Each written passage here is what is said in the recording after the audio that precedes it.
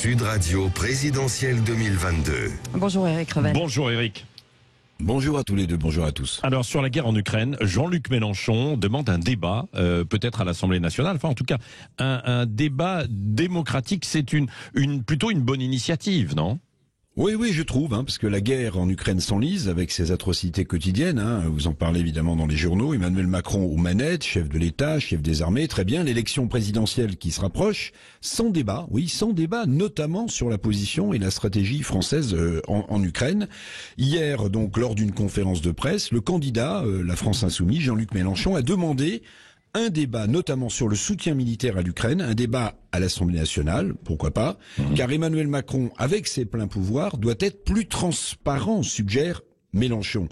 Alors un débat à l'Assemblée nationale où la représentation nationale, les députés donc, discuteraient de la position française en Ukraine, mais aussi des mesures économiques d'accompagnement, blocage des prix, baisse des taxes sur les carburants, parce que cette flambée des prix, je le dis vraiment solennellement, ça devient une question de cohésion nationale. Attention à la crise sociale qui couve. Oui, alors ça pourrait avoir quel cadre éventuellement, ce débat ou une réunion d'information autour d'Emmanuel Macron par exemple et des 11 autres candidats, c'est ça, à la présidentielle? Oui, à l'Assemblée nationale, Patrick, ou pourquoi pas, vous le dites, un partage de l'information à l'Élysée avec les candidats à l'élection présidentielle, une sorte, on la cherche, pourquoi pas la trouver, d'unité nationale politique autour du chef de l'État sur des informations sensibles, sur les discussions d'Emmanuel Macron par exemple avec Poutine, on n'a que les photos, on aimerait avoir plus de contenu, sur la négociation aussi diplomatique.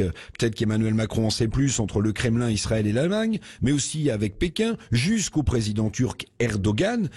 Tout cela d'ailleurs, au passage, qui semble un peu marginalisé par le président de la République. Le débat démocratique a besoin d'informations partagées, nourriture pour alimenter, pour revivifier une démocratie française un peu famélique en ce moment. Oui, mais alors Éric, dernier point, partager des informations militaires, c'est sensible, c'est aussi un risque de fuite, non ?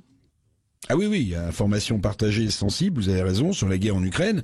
Évidemment, cette sortie de Jean-Luc Mélenchon hier, que je trouve plutôt intéressante, se heurte aussi à la réalité.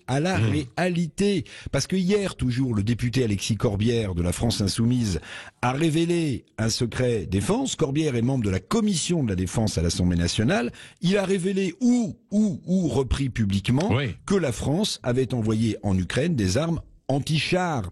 Gaffe, propos pas à la hauteur de la gravité de la situation. Attention à ceux qui réclament plus de débats, plus d'informations et ne savent pas toujours tenir leur langue ou leur nerf. La politique réclame du sang-froid et de la hauteur. La guerre en Ukraine n'est pas un jeu politicien.